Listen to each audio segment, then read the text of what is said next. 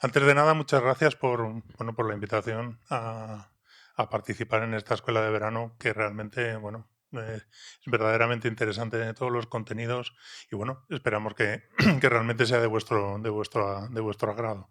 Como bien comentaba, como bien comentaban en la presentación, pues bueno, yo vengo de Predicland, ¿vale? Que nos dedicamos a esta profesión tan sexy que hay ahora, ¿no? De la ciencia de datos. Pero básicamente nosotros, bueno, nosotros lo que nos apasiona realmente es la ciencia, ¿no? Yo me estuve dedicando unos años incluso a investigación en geometría algebraica antes del salto IT. Esto ya hace bastantes años. Ya llevo desde el 99 en el mundo IT y ahora poder lanzar una empresa como Predicland dedicada a esto y volver a aplicar ciencia en tu trabajo realmente, pues para nosotros es muy gratificante, ¿no?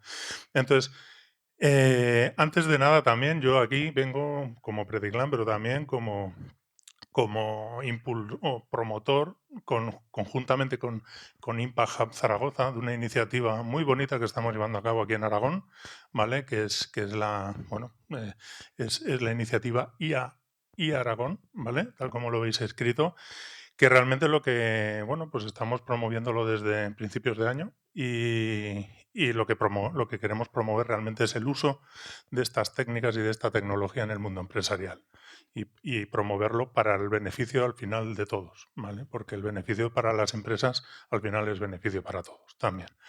Entonces, en ese sentido, pues bueno, ya hicimos un congreso en mayo que tuvo muchísimo éxito, más de 300 inscritos y más de 250 participantes allí mismo el día del congreso, el día de las charlas. Y bueno, se están desarrollando otras actividades, ¿vale? Que realmente, pues bueno, ya se han desarrollado algunas y ahora ya podemos anunciar también que cara al otoño habrá un programa executive de inteligencia artificial, ¿vale? De octubre a enero, más o menos, que, bueno, pues precisamente lo que busca es promover y sobre todo que se entienda bien lo que son estas tecnologías aplicadas a la empresa y cómo se puede sacar partido de ellas, ¿vale?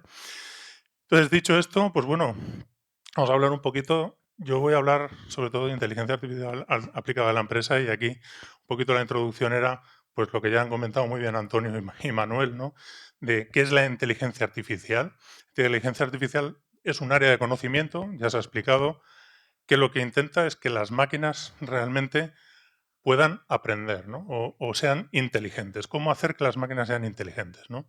Entonces, en ese sentido, en el mundo empresarial, pues se tiene muchísimas aplicaciones, ¿no? Más allá de las utopías que hay rondando con todo este tema desde siempre, ¿vale? En el mundo empresarial es mucho más pragmático, ¿no? Es lo que antes comentaba el profesor Antonio, ¿no? Que realmente las empresas lo que quieren es vender. Y sobre todo vender, y si pueden vender teniendo menos gastos, pues muchísimo mejor, ¿vale? Y para esto es para lo que están intentando utilizarla la inteligencia artificial, ¿no? Entonces, en ese sentido, yo me voy a centrar más en lo que es la parte de Machine Learning, que como ya hemos comentado también es una subárea de conocimiento de la inteligencia artificial, que básicamente se reduce a que las máquinas aprendan de los datos, ¿vale? De datos, que modelando con datos sean capaces de aprender, ¿vale? Del aprendizaje automático. Entonces, ¿cómo las empresas se están moviendo ahora mismo en la transformación digital famosa que tanto oímos? Las empresas realmente hoy en día em, no es como hasta hace unos años que la tecnología se utilizaba sobre todo para hacer mucho más eficiente y mucho más automáticos procesos de negocio que hasta entonces eran muy manuales y poco controlados, ¿vale? Hoy en día las empresas tienen que utilizar las tecnologías de la información sobre todo para conectar su producto con sus clientes, lo que comentábamos justo antes de los sistemas de recomendación, ¿vale? A cada cliente hay que ofrecerle el producto que quiere comprar, ¿vale? Aunque él no lo sepa todavía, ¿vale? Ese es un gran qué de esta tecnología y de cómo con las empresas se tienen que adaptar a utilizar la tecnología para otros fines de lo que habían hecho hasta el momento, ¿vale? Entender cada vez mejor al cliente. cuanto mejor conozcamos a los clientes, muchísimo mejor vamos a poder anticiparnos a sus necesidades de compra. Porque al final lo que queremos es que nos compren, ¿vale? Y si nosotros sabemos de sus gustos, sabemos su comportamiento, sabemos cómo compran, podemos anticiparnos perfectamente a eso, gracias a esta tecnología. Incrementar las ventas, por supuesto. Todas las empresas tienen ese cometido final, ¿vale? O sea, todas tienen una misión, pero realmente, para empezar, tienen que ser sostenibles. Y si no venden, no son sostenibles. Y a partir de ahí ganar dinero, ¿vale?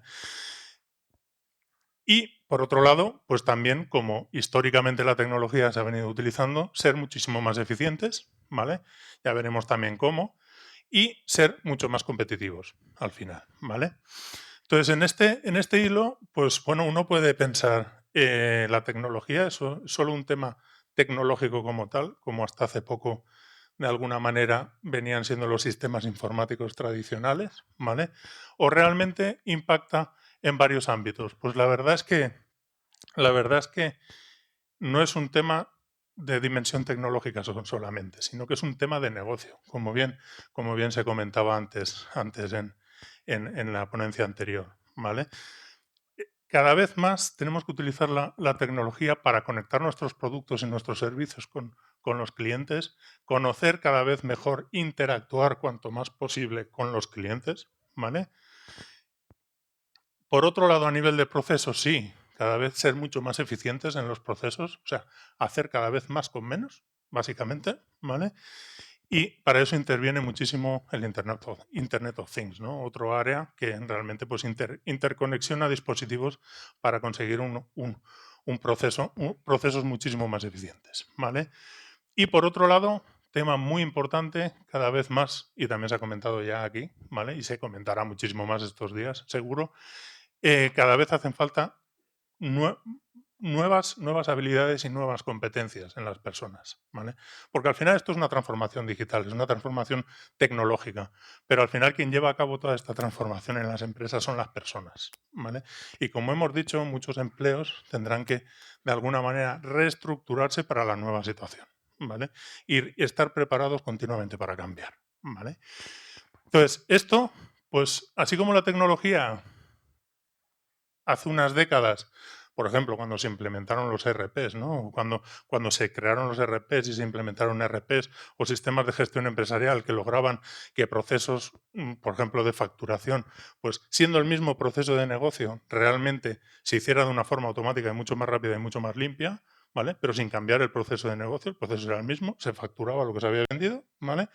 Ahora realmente esta situación cambia, ¿vale? Y la tecnología lo que es una palanca para hacer crecer el negocio, para desarrollar el negocio. Y así hay que verlo. Y las empresas, por eso, ahora mismo está tan en boga el machine learning, el aprendizaje automático y por ende la inteligencia artificial. Porque realmente, pues aporta muchísimo beneficio, ¿vale? Una empresa, una tecnología que no le aporte beneficio, ni se la mira, ¿vale? Si se la mira es porque aporta beneficio. O sea que realmente ahora mismo pues también no deja de ser un motor, ¿no? Para todo esto.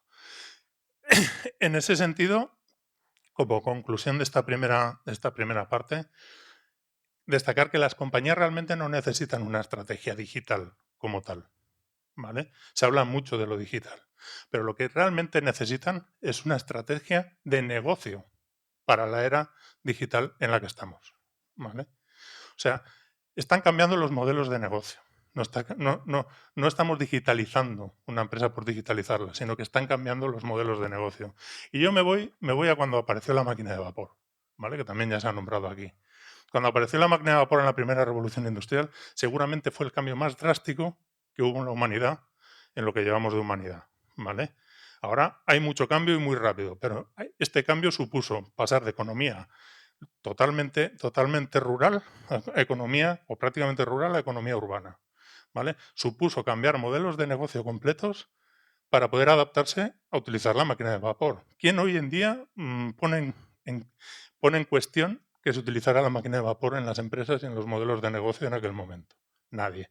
Quien no lo hizo acabó siendo poco competitivo y seguramente desapareció. ¿Vale? Pues esta situación se ha ido repitiendo durante la historia con las siguientes revoluciones industriales y digitales que han habido. ¿Vale? Entonces, en ese sentido, pues bueno, sí que es cierto, la máquina de vapor aquí lo que lo que, lo que llevó es a sustituir la fuerza animal por una máquina, ¿vale? Pero aquí también dejo una reflexión para un poquito lo que estábamos comentando antes, ¿no? De si la inteligencia artificial acabará sustituyendo a los humanos o no. Es que, bueno, en este caso los caballos, si pensamos en el pasado que tuvieron y en el presente que tienen, ahora viven muchísimo mejor los caballos, ¿vale? Y para el uso que se les está dando, ¿vale? Por lo menos por parte de los humanos, ¿vale? Entonces, en este caso, bueno, aquí vemos lo que hubiera sido una máquina, ¿no? Una máquina sustituyendo la fuerza animal, ¿no? En formato de máquina de vapor, ¿no?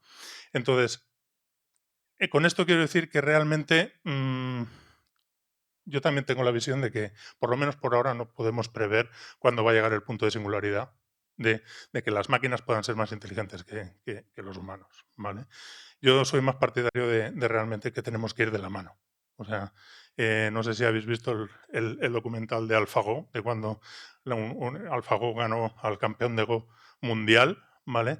Que realmente, pues la máquina ganó al campeón mundial de Go, de Go. Pero es que el campeón de Go aprendió muchísimo jugando contra la máquina. Aprendió del juego muchísimo más que jugando con cualquier otro competidor.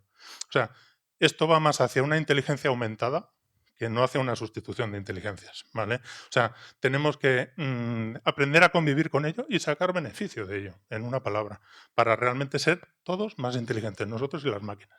Bueno, y dicho esto, vamos al tema, al tema de un poquito en las empresas cómo se baja todo esto al suelo, ¿vale? ¿Qué hay detrás de la transformación digital de la sociedad y de las compañías?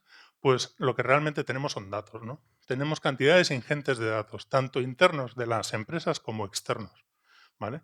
Que hoy en día con estas técnicas y con la capacidad de computación que tenemos, pues podemos sacarle muchísimo partido, ¿vale? Y pueden beneficiar muchísimo, ¿no? A las empresas y por ende a todos nosotros. Entonces, también desterrar la idea del Big Data, ¿no? Desterrarle, o sea, o de alguna manera aclarar la idea del Big Data. No quiere decir que aplicar Machine Learning a un proceso de negocio tengas que tener cantidades ingentes de datos, ¿vale?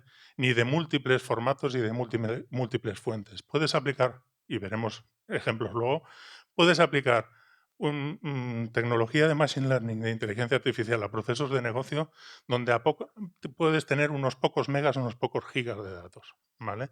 No necesariamente tenemos que tener ni petabytes ni exabytes de datos, ¿vale? Entonces, al principio el término Big Data se llevó un poquito el gato al agua, pero realmente podemos aplicar inteligencia artificial en todo proceso de negocio donde tengamos una buena colección de datos por detrás, ¿vale? Susceptibles de ser analizados y de que aporten información. To- Entonces, para ello, bueno, ¿qué es una compañía orientada al dato, data driven? Que se dice, pues bueno, una compañía orientada al dato es aquella que cada vez toma más decisiones basándose en analíticas potentes y avanzadas de datos, ¿vale?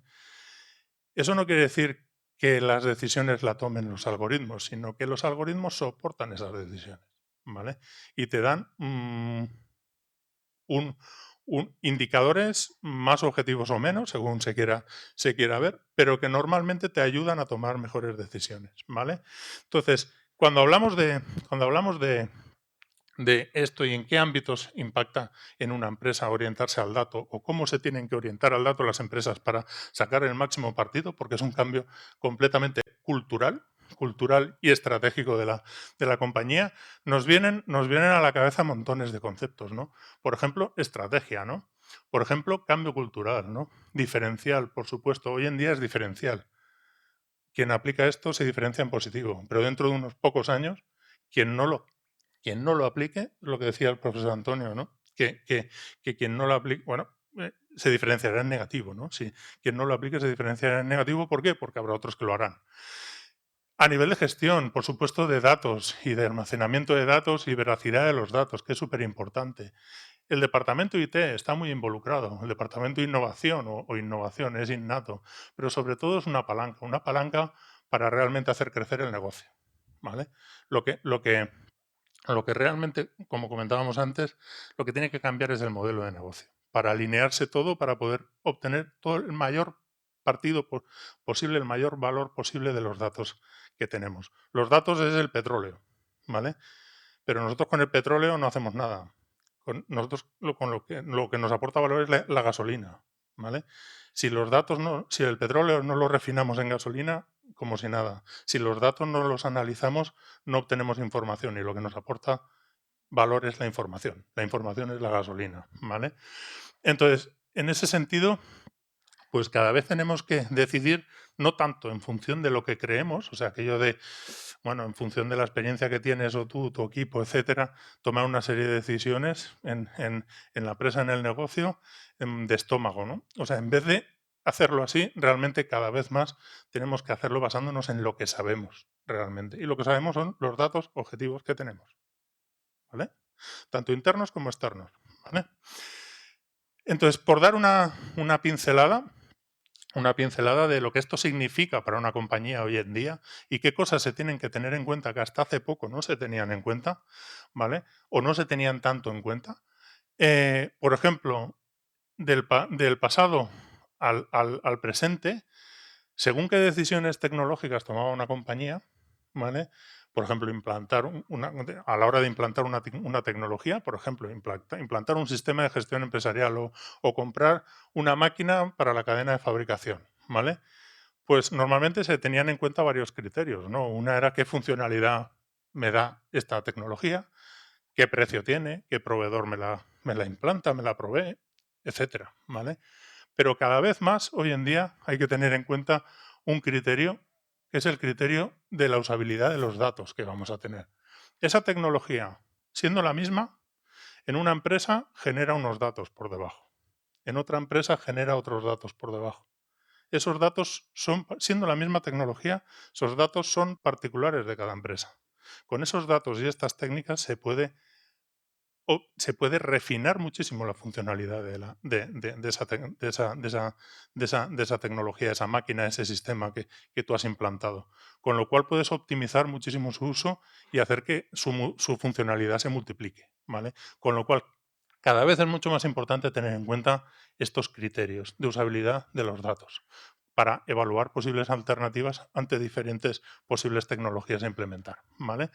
Y para hacerlo bien hay que tener en cuenta sobre todo que bueno, los datos que nos proporcione esa máquina o ese sistema de gestión sean veraces, tengan un volumen interesante, o sea, importante para poder hacer buenas analíticas de datos. Cuanto más volumen también, mejor normalmente. Que el almacenaje sea bueno y escalable, ¿vale? Que no haya problemas en ese sentido. Y fácil acceso, que parece una tontería, pero no lo es. En según qué sistemas o según qué aplicaciones es fácil acceder a los datos. En otros, por ejemplo, en sectores industriales, en máquinas de cadenas de fabricación, por ejemplo, pues no es tan sencillo acceder a los datos normalmente. Y muchas veces dependes de terceros, etcétera, etcétera, etcétera. Cada vez más, quien facilite ese acceso a los datos se va a llevar más el gato al agua en ese sentido, ¿vale? Entonces esto es un poco la cuadratura del círculo, pero realmente cada vez hay que incorporar más este criterio a la hora de comprar tecnología, por lo menos a nivel empresarial, ¿vale? A la hora de evaluar qué alternativas tienes que incluir este criterio como uno para evaluar los pros y los cons, ¿vale? Entonces, ¿qué camino se sigue para orientarse al dato? O sea, queda muy bien decir que vamos a orientarnos al dato, ¿vale? ¿Qué tenemos que hacer para esto? ¿Vale? Pues aquí pongo un diagrama de Gartner, que realmente Gartner para estas cosas también tiene unos diagramas que están muy, muy bien.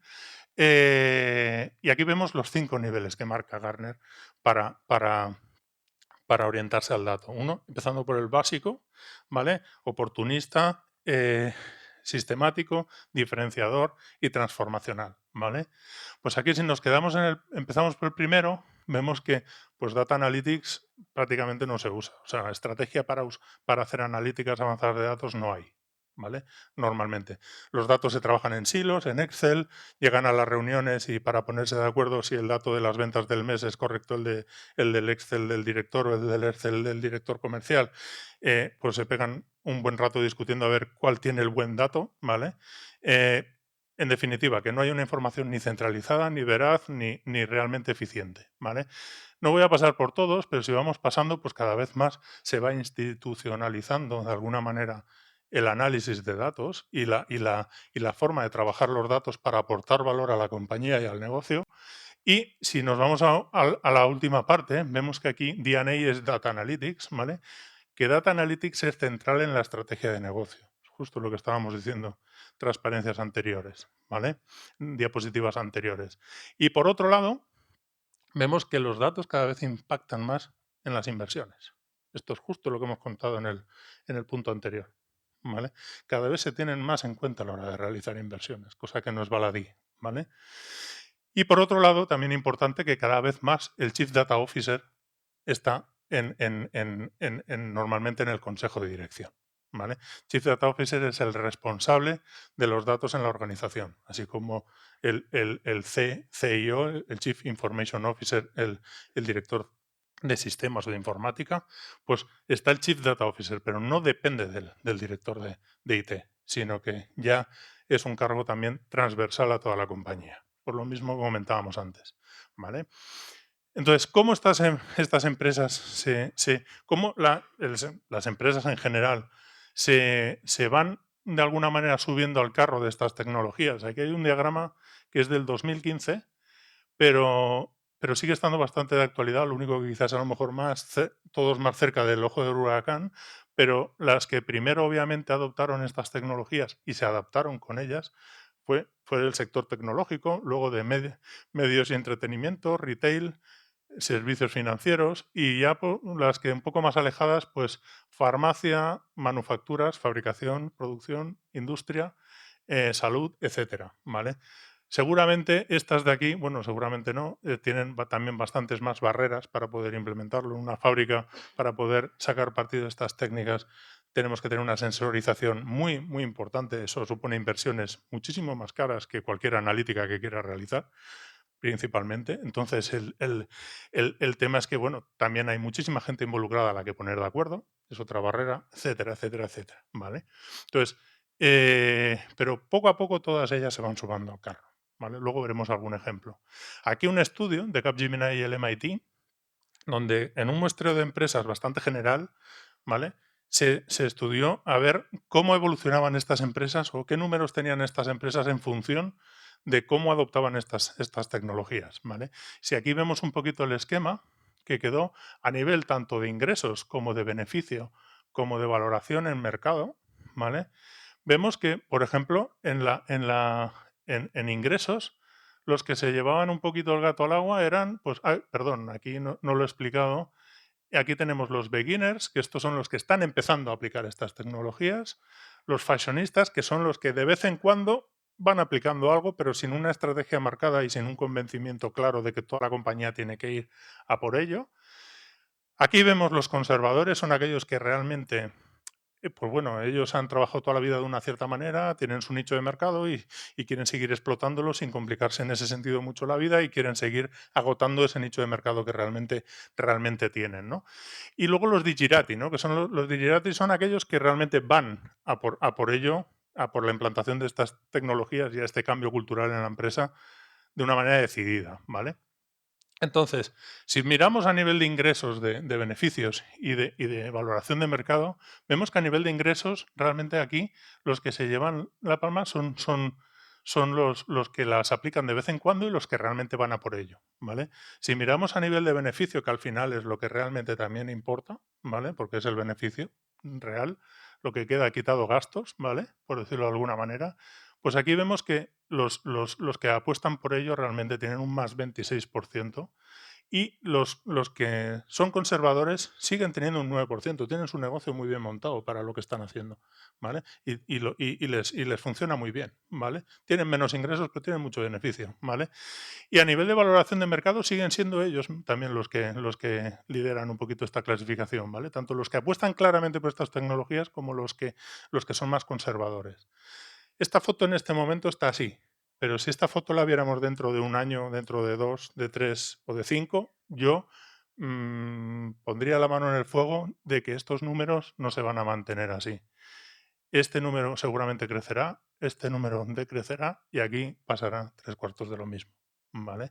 Esto habría que verlo, ¿vale? Cuando tengamos, si hacen el estudio años después lo veremos, pero es lo que prácticamente se está viendo por sectores también, ¿vale? Entonces, ¿qué diferencia hay entre analítica predictiva y business intelligence tradicional? El business intelligence tradicional, entendido como el reporting tradicional en las empresas, pues la analítica de datos descriptiva, por decirlo de alguna manera. Pues bueno, es un concepto temporal, ¿vale? En una empresa, tú en vez de analizar los datos para describir lo que ha sucedido, es analizar esos mismos datos, pero para anticipar qué va a suceder. Y eso es muy importante, ¿no? Aporta mucho valor al negocio, porque realmente, si tú sabes lo que va a suceder con un 95% de probabilidades, tú puedes actuar anticipadamente y tomar una decisión antes de y no esperar a que suceda lo que realmente te va a impactar. Intentar, por lo menos, minimizar ese impacto o hacer que suceda lo que a ti más te conviene, ¿no? Entonces, nosotros tenemos un trampantojo del famoso refrán de que más vale predecir que curar, ¿vale? O dicho de otra manera, si podemos evitar los problemas, muchísimo mejor que no tener que solucionarlos, ¿vale? Luego veremos un caso de uso de mantenimiento predictivo de fallos de máquinas que predice fallos a 24 horas vista de máquinas. Con lo cual, no es lo mismo saber que una máquina te va a fallar en las próximas 24 horas, ir y hacer un cambio y solucionar el problema en un cambio de turno, en la hora del desayuno, del almuerzo, que no que al día siguiente te falle la máquina y te pare toda la cadena. ¿Vale? No tiene absolutamente nada que ver, ¿vale? Y el valor que aporta es muchísimo. Y por ver un poquito los niveles de analítica que tenemos, otro diagrama también de Gartner, ¿vale? De madurez analítica. Los niveles de analítica que tenemos y cuánta acción humana hay entre las analíticas correspondientes que hay entre los datos, las analíticas y la decisión y la acción, vemos que, bueno, la analítica descriptiva, lo que comentábamos antes, se centra en contestar qué ha pasado, ¿vale? Únicamente en describir lo que ha sucedido. La analítica de diagnóstico es con esos mismos datos y con esa analítica descriptiva que tenemos poder hacer análisis de por qué ha pasado lo que ha pasado, intentar ver posibles causas de por qué ha pasado lo que ha pasado, ¿no? Explicar esa causalidad dentro de lo posible, ¿no? O por lo menos posibles causas, ¿vale? La analítica predictiva utiliza los mismos datos, pero se centra en contestar la pregunta de qué va a pasar. Esa es la gran diferencia, ¿vale? Y la analítica prescriptiva, pues bueno, si realmente tenemos predicciones a futuro muy precisas, con una precisión muy alta, podemos automatizar decisiones, ¿no? O sea, por ejemplo, que al final de una cadena de fabricación podemos clasificar automáticamente los defectos de fabricación sin que nadie tenga que estar pendiente de pasar el control de calidad, ¿vale? O en una previsión de la demanda ya directamente automatizar las órdenes de compra a proveedores, las órdenes de fabricación para nutrir el stock, etcétera, ¿vale?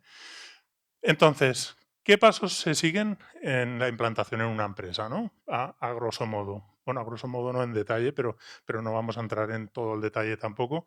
Pero los pasos fundamentales para implementar esto en una compañía, ¿no? En una empresa. ¿Cómo esto aporta valor en una empresa? Pues bueno, lo primero de todo hay que tener un objetivo claro para estas analíticas, ¿vale? O sea, no es de golpe yo quiero aplicar inteligencia artificial a mi empresa y lo quiero aplicar a todo a la vez, no. O sea, hay que fijar analíticas concretas, KPIs que tú quieras predecir o medir o predecir y realmente fijar claramente ese objetivo. Por ejemplo, hacer una previsión de la demanda, por ejemplo, una segmentación avanzada de clientes, por ejemplo, una clasificación automática de defectos o una segmentación de talento, ¿vale? De los empleados, ¿vale? Con diferentes fines después, ¿vale? Pero hay que fijar el norte, tenemos que saber hacia dónde vamos con estas analíticas. Una vez que lo tenemos claro, lo que hay que buscar es qué datos, tanto de la empresa como externos, pueden ser relevantes para llevar a cabo esa analítica. ¿Vale? Una previsión de la demanda de un producto, pues es interesante siempre tener en cuenta el historial de ventas que has tenido de ese producto. ¿Vale? Pero aparte, pues las promociones que se han hecho, las que se van a hacer, índices macroeconómicos, en muchos casos climatología, etcétera, etcétera, etcétera. ¿Vale? Todo aquello que se crea que es relevante. ¿Vale? Entonces, una vez tenemos todo esto metido en el saco, ¿vale? Pero esto hay que hacerlo así, no al revés. O sea, no coger, es decir, tengo todos estos datos, a ver qué puedo sacar de aquí. No, eso normalmente es como ir a pescar y no saber qué caña llevarte, ¿vale? O sea, si tú vas a pescar atunes, tienes que ir con una caña para pescar atunes. Y si tú vas a pescar truchas, tienes que ir con una caña para pescar truchas, ¿vale? O con los aperos específicos, ¿vale? Entonces, Una vez tenemos todo metido en un saco relevante para esta analítica, el paso más importante realmente es la limpieza y la exploración de los datos y sobre todo la depuración. Perdón, la exploración y limpieza, la depuración de los datos, que es de todos esos datos que realmente se han considerado. Luego los modelos, cuanto menos ruido tengan en esos datos, cuanto mejores señales pueda captar de esos datos, muchísimo mejor van a trabajar. ¿Vale? El objetivo es tener los datos tan preparados y tan depurados que realmente luego los modelos vayan como un tiro. ¿Vale? Entonces, en ese sentido aquí, esto se puede llevar el 80% tranquilamente de un proyecto y se lo lleva, ¿vale? Porque realmente es la parte más importante desde este punto de vista, ¿vale? Aquí pongo el ejemplo siempre el mismo, ¿no? Un poco, no es exactamente lo mismo, pero bueno, los modelos vienen a ser como un cerebro en blanco, ¿no? Cuando nacemos, nosotros cada uno somos de nuestro padre y de nuestra madre y tenemos nuestro ADN, ¿vale? Pero realmente nuestras conexiones nerviosas en el cerebro se van creando a medida que vamos aprendiendo. De hecho, las redes neuronales que comentábamos antes son simulación de cómo funciona el cerebro en un modelo, ¿vale? Y se van creando esas activaciones en función de los datos con los cuales se nutre la red neuronal, ¿vale? Pues si a un niño, tú de pequeño, papá, le dice que una tarea concreta la haga así y mamá le dice que la haga así, ese niño, ¿cómo la va a hacer la tarea? Normalmente mal, ¿no? Pues bueno, seguramente las dos son correctas, ¿no? Pero para que funcione, una hay que quitarla. Aquella que sea peor, por decirlo así, hay que quitarla, ¿vale? Te tienes que quedar con una. O sea, los modelos lo mismo, hay que darle señales claras, ¿vale? Y cuando los modelos tienen señales claras, van como un tiro, ¿vale? Pero esto lleva muchísimo trabajo y aquí ya se aplica ciencia, de verdad, a los datos, ¿vale? Entonces, esto se puede resumir en esta viñeta, ¿no? De que vamos a comprimir el Big Data, ¿no? En Small Data para, hopefully, tener Smart Data, ¿vale? O sea, lo que interesa es tener los datos esenciales y buenos de verdad para esa analítica, no tener cualquier dato, ¿vale? Hay que quitar todo el ruido posible de los datos. Y luego sí, determinar los modelos predictivos, o sea, modelar y realmente conseguir iterar este proceso, estos 3 pasos, iterarlos hasta conseguir tener buenas precisiones, de verdad. Y buenas precisiones quiere decir buenas precisiones aceptables desde el punto de vista de negocio. O sea, esto no es un tema científico, esto es un tema ya de negocio, ¿vale? Hasta que no se tienen unas precisiones buenas desde el punto de vista de negocio, hay que seguir dándole hasta que realmente consigues eso. Si no, no tiene éxito el proyecto, ¿vale? Y luego ya, pues obviamente, visualizar e integrar los resultados. Los resultados en los sistemas de la compañía donde se esté trabajando. Y el último paso es la toma de decisiones. Pero fijaros lo que decíamos antes, ¿no? Que una compañía orientada al dato es aquella que se basa su toma de decisiones, sobre todo soportada en analíticas avanzadas de datos, ¿vale? Fijaros aquí cuando tomamos las decisiones, qué cadena de valor tenemos detrás que nos está soportando esa decisión. ¿Cuántas veces nos enfrentamos en la vida a decisiones que sabemos que va a pasar a futuro un 95%, con un 95% de probabilidad, un hecho concreto? Ni en tu vida personal ni en la vida profesional normalmente se nos dan esas circunstancias. Y podemos tener una predicción a futuro con esa precisión, o sea, con ese pequeño error, pues es que de 100 veces vas a acertar 95. ¿Vale? Entonces, eso es realmente el valor que aporta la inteligencia artificial a los negocios, ¿no? Y aquí vamos a ver un poquito casos de uso, ¿no? Para bajar esto también al suelo y realmente ver cómo las empresas se están beneficiando de todo esto. Algo ya se ha comentado, pero voy a poner otros ejemplos que quizás a lo mejor pues no están tanto en prensa, ¿no? En este sentido, el primero, pues un poquito en línea parecido a lo que se ha ido comentando, pero es visión 360 grados del cliente, ¿no?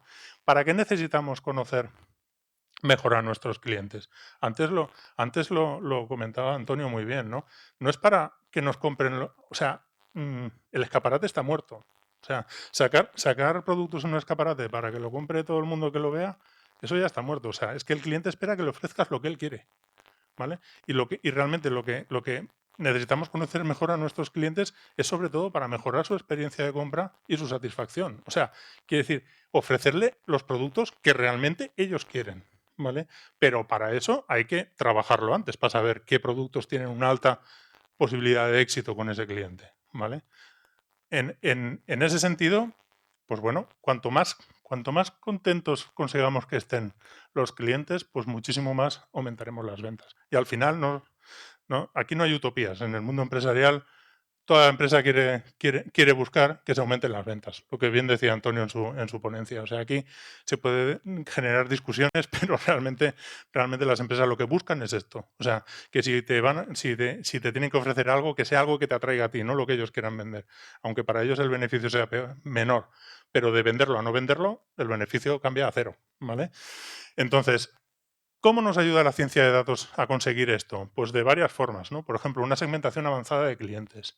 Una segmentación avanzada de clientes eh, realmente, eh, pues bueno, cuando se han hecho toda la vida segmentaciones, pero se hacían más manualmente, por unas ciertas características de los clientes. A lo mejor se consideraban 7, 8, 10 características, pero es que hoy en día con la máquina podemos hacer segmentaciones por cientos de variables de cada cliente, cientos de características de cada cliente, y poder realmente aislar grupos de clientes por características comunes, ¿no? Identificando patrones comunes en los datos.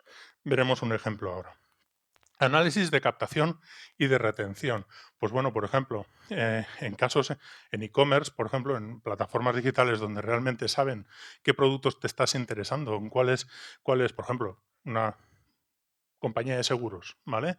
Que tú te estés interesando en unos seguros concretos, pues esa compañía, si tú estás logado con tu usuario y tu password, sabe perfectamente qué pólizas de seguro estás mirando. Pues si ve que, que estás calentito mirando esa información, ellos proactivamente pueden pasar a la acción y proponerte ofertas, proponerte que mires tal otro producto porque te ha interesado tal otro, etcétera.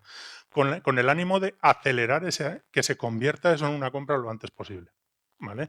Y lo mismo con la retención, ¿no? Predicción del abandono, ¿no? Por ejemplo, en los gimnasios ya están, pues yo, por ejemplo, el que voy, que no se nota mucho, pero tendría que ir más, pero que voy con una llavecita que llevo, saben perfectamente y las veces que voy, por supuesto, porque pasas por el torno con la tarjeta, etcétera, pero luego ya todas las máquinas en las que has estado, cuánto rato has estado en la cinta, cuánto rato has estado en la elíptica, cuánto rato has estado en tal máquina, en tal otra.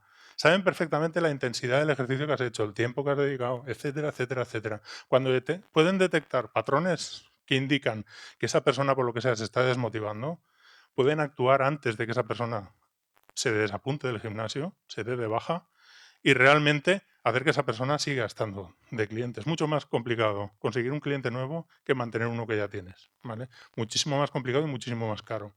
Entonces, tú cuando te das de baja del gimnasio, seguramente, a lo mejor vuelves a otro gimnasio, pero a ese seguramente no volverás en la vida, ¿vale? Con lo cual, poder predecir el abandono, en ese sentido, también te da el poderte anticipar a ese abandono y poder hacer algo para evitarlo, ¿vale?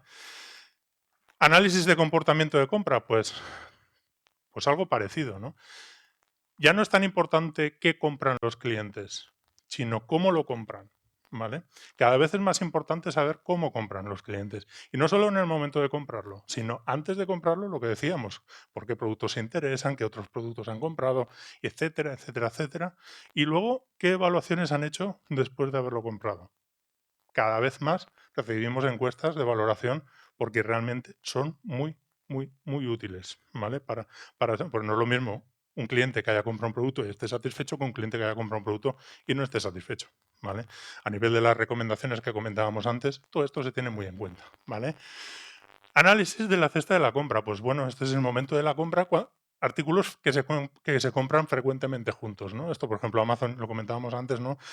Eh, Personas que compraron este artículo también acabaron comprando estos otros artículos, ¿no? Pues te ponen en una bandejita delante artículos que a lo mejor tú ni habías pensado, pero que ellos ya saben que tú tienes un 95% de probabilidades de estar interesado en ellos, ¿no? Pues esa es la anticipación, ¿no? Y los sistemas de recomendación, un poquito lo que estaba comentando aquí ahora, ¿no? Cuando entras, por ejemplo, en Amazon o en Netflix, tienes una bandeja de sugeridos, ¿no? Que ya te ponen delante, pues, caramelos que saben que tú tienes una alta probabilidad de que te interese, como mínimo para entrar a verlos, ¿vale? Y muy alta probabilidad de conversión en compra, ¿vale? Entonces, básicamente lo que, lo que conseguimos con todo esto es anticiparnos a las decisiones de compra del cliente. Pero es que incluso antes de que el propio cliente a veces haya planteado comprar ese producto. A mí me pasó. Yo en Amazon soy muy aficionado a la fotografía. Entré un domingo a comprar otra cosa. Me propuso un objetivo que había estado mirando hacía tiempo, pero oye, en ese momento me lo ofreció con un descuento interesante, ¿vale?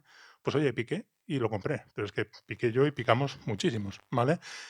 Pues oye, yo por un lado dije, joder, me he gastado las perras en algo que realmente no, no quería hoy, pero por otro lado estaba contento, porque realmente me habían ofrecido lo que yo quería y a un buen precio. O sea que la experiencia como cliente pues era muchísimo mejor, ¿vale? Entonces, ahí también está un poco el balanceo, ¿no? Utilizan tus datos, pero para ofrecerte una mejor experiencia de compra. Entonces, por ejemplo, una segmentación avanzada de clientes, ¿para qué sirve? Pues para varias cosas, ¿vale? Para particularizar campañas de marketing, para que sean mucho más efectivas, el marketing enfocado, por persona, región, enviar publicidad particularizada. ¿Cuántas veces recibís newsletters de asociaciones o de entidades o de organizaciones o de etcétera, que realmente las veis y decís, no me interesa nada de lo que aparece aquí, ¿no? Cada vez más se están mandando newsletters completamente particularizadas y que están priorizadas para ti. O sea, que saben que el primer artículo que aparece es el que más te interesa, el segundo que más te interesa, y los que no interesan ni te los ponen, ¿vale? Con lo cual, realmente te están beneficiando. ¿Eso a ellos qué les conlleva? Pues que realmente van a tener una interacción mucho más alta contigo, ¿vale? Mejorar la tasa de conversión de las campañas de marketing, por supuesto. Cuanto más particularizado sea el marketing y la publicidad, lo que decíamos en Internet ahora, ¿por qué se está llevando el gato al agua? Porque se puede particularizar. En la televisión, en canales habituales, no se puede particularizar. En Netflix, etcétera, por supuesto que sí. Pero realmente por eso se está llevando el gato al agua, ¿no? Y retener a los clientes, ¿no? Anticiparse a posibles abandonos. Esto es fundamental, lo que comentábamos antes, ¿no? De la predicción del abandono. Pues a nivel de segmentación avanzada de clientes, por poner un pequeño ejemplo en este sentido, ¿vale? Aquí vemos un grupo de clientes, una población que parece homogénea, pero cada uno es un poquito de su padre y de su madre, ¿no? En este caso tenemos una variable, ¿no? Y aquí, pues bueno, el algoritmo lo que conseguiría es separar estos clientes en estos tres grupos, ¿vale? Aquí estamos hablando de una variable y de poquitos, pero podemos estar hablando de miles o millones de clientes y podemos estar hablando de cientos o miles de características de cada cliente, ¿vale? Esto hoy en día con las máquinas se puede hacer. Y esto da una información tremenda a las empresas a la hora de luego poder realizar un marketing enfocado, ¿vale? Entonces, ¿esto cómo se realiza? Pues básicamente aquí, si tuviéramos dos variables, pues básicamente identifica clientes con características comunes. ¿Aquí qué características comunes tendríamos? Pues bueno, que la X1 y la X2 a la vez son pequeñas. Y en este, que la X1 y la X2 a la vez son grandes. Pero ya son dos patrones distintos, ¿vale? Dos características distintas, ¿vale? Entonces, para ver un ejemplo, esto en una distribuidora con tiendas propias, una cadena una cadena de perfumerías, una segmentación solo analizando los tickets de compra exportados del TPV en formato Excel, solo analizando los tickets de compra de los clientes que estaban fidelizados con la tarjeta de fidelización. O sea, unos datos que muchas veces ni se analizan, ¿vale? Pues se puede sacar esta segmentación es clásica, la segmentación RFM, solo por tres variables. Una que te dice cuándo fue la última vez que esta persona vino a comprar, otra que te dice cuántas veces ha venido a comprar en el periodo de análisis y otra que te dice cuántos ha gastado en el periodo de análisis. Imaginemos que el periodo de análisis es un año. Pues esto eran 60.000 tickets por tienda y por año, ¿vale? Que se analizaban. Pero únicamente solo para realmente conseguir esta segmentación. Vamos a ver un pequeño vídeo. No sé el volumen cómo irá. Bueno. Al volumen no se oye. Bueno, es igual. ¿Cómo voy a ir hablando yo? ¿Vale? Aquí cargamos los datos, ¿vale? Que están en un CSV que ocupa muy pocos megas, ¿vale? En este caso. Hacemos la exploración de datos. Aquí podemos ver, pues bueno, los diferentes datos de los diferentes clientes. Esto es el ID de la tarjeta, en escala logarítmica y en escala normal, ¿vale? Y aquí en la gráfica, si añadimos un poquito de dispersión, ahora lo veremos, se puede, bueno, en escala logarítmica para verlo un poquito más grande y un poquito de dispersión para no verlo tan solapado porque son datos discretos, ¿vale? Y aquí, si aplicamos segmentación de clientes, en este punto, en este algoritmo le tenemos que decir cuántos segmentos queremos, 1, 10 o 5, ¿no? Que pondremos aquí ahora. ¿Vale? Y aquí vemos datos ya agregados de cada uno de estos clústeres, de cada uno de estos segmentos. Si aquí lo ampliamos, ya vemos que aquí tenemos una localización bastante clara, ¿vale? Pues solo con estos 3 datos podemos tener una segmentación de este estilo. Y aquí lo vemos en proyección plana. Lo hemos proyectado al plano de frecuencia y valor monetario. Si lo viéramos en las 3 dimensiones, teniendo en cuenta la recency, que aquí no lo vemos, veríamos esferas completamente disjuntas, ¿vale? Cada color es un segmento distinto y veríamos esferas completamente disjuntas. Pero aquí ya podemos ver que aquí estos clientes son los VIP, ¿no? Los que van mucho y se gastan mucho, ¿vale? Aquí tenemos VIP potenciales, aquí tenemos clientes que van muy poco pero que se gastan mucho. Pues es que en cada uno de estos colores, en cada uno de estos conjuntos, ya podemos definir una acción comercial completamente distinta, ¿vale? Para nuestros objetivos de ventas, ¿vale? Entonces, en este, por supuesto, que sigan siendo VIP, pero es que en esto, sobre todo, incentivar a que vayan a la tienda cada vez más. Incluso hacerles regalos para que vayan a la tienda. Porque cuando van se gastan, ¿vale? Entonces, realmente, pues bueno, hacer un marketing muchísimo más eficiente, ¿vale? Entonces, bueno, esto se puede jugar en un post que tenemos. Pero eso solo con estos 3 datos. Si ampliamos las fuentes de datos a a datos que pudiéramos llegar a tener de los clientes, como pueden ser todos estos, realmente cada dato que añadimos es una dimensión más que añadimos en esa gráfica, ¿vale? Todavía podríamos separar muchísimo más los clientes por características comunes. Ahí eran relevantes unos 5 segmentos, pero si añadiéramos todos estos datos seguramente tendríamos 30 o 40 segmentos relevantes, ¿vale? Con lo cual aún podríamos todavía hacer un marketing muchísimo más enfocado y muchísimo más... ¿Eh? ¿Sí? Ah, perdón. Ah, vale, vale. Sí, sí. ¿Vale? Entonces, conseguimos una segmentación mucho más refinada y efectiva, ¿vale? Teniendo en cuenta todo esto. Y bueno, bueno, quizás sí, bueno, es verdad. Sí, vale. ¿Es útil conocer el comportamiento de compra de los clientes? Pues por supuesto, porque si conocemos reglas frecuentes de compra, siempre podemos realmente tener un sistema de recomendación o poder hacer ofertas en ese sentido, ¿vale? Si tenemos reglas frecuentes de compras entre una marca y otra, que cuando una marca se compra y se compra otra marca, acaban comprando muy frecuentemente otra marca, tú puedes luego hacer packs personalizados o hacer sistemas de recomendación directamente o colocar, en este caso, los productos en el lineal de las tiendas de una manera muchísimo más efectiva, ¿no? Si se venden muy bien juntos, pues poderlos poner todavía más cerca en el estante, en las estanterías, ¿vale? Entonces, en este caso, aquí lo que arroja son reglas de compra no triviales, ¿vale? Y bueno, vamos a ver este último caso, ¿vale? Que es el de mantenimiento predictivo, que lo que comentábamos antes, lo otro era para aumentar las ventas, ¿vale? Este es para disminuir los gastos, por decirlo así. Al final, estas analíticas en las empresas se aplican para o hacer crecer las ventas o disminuir los gastos, para hacer crecer lo de en medio, ¿no? Que es el beneficio. Entonces, para ser mucho más eficientes en la fabricación, realmente, bueno, aquí es una simulación de 100 máquinas corriendo en paralelo, ¿vale? Donde realmente, pues bueno, se quiere hacer una predicción de fallo de máquina 24 horas vista, ¿vale? Con lo cual, pues bueno, esto es un algoritmo supervisado, ¿vale? Donde tenemos una precisión altísima. Aquí, sobre todo, la importante es el recall, la sensitividad, ¿no? Que realmente nos dice de los fallos que hay, cuántos es capaz de predecirnos, ¿vale? Y bueno, para ver un poquito cómo funciona, para ver este pequeño vídeo también, creo que arranca, ¿vale? Que aquí lo vemos en tiempo corrido, lo vamos a ver en tiempo corrido de 3 horas en 3 horas, y aquí en rojo vemos las máquinas, pero no nos predice solo que va a haber un fallo en tal máquina, sino un fallo en una componente determinada de una máquina determinada, ¿vale? A 24 horas vista, con lo que decíamos antes, podemos anticiparnos a todo eso, ¿vale? Y que el operario pueda hacer el mantenimiento adecuado, evitando el fallo de máquina que realmente paraliza la cadena, ¿vale?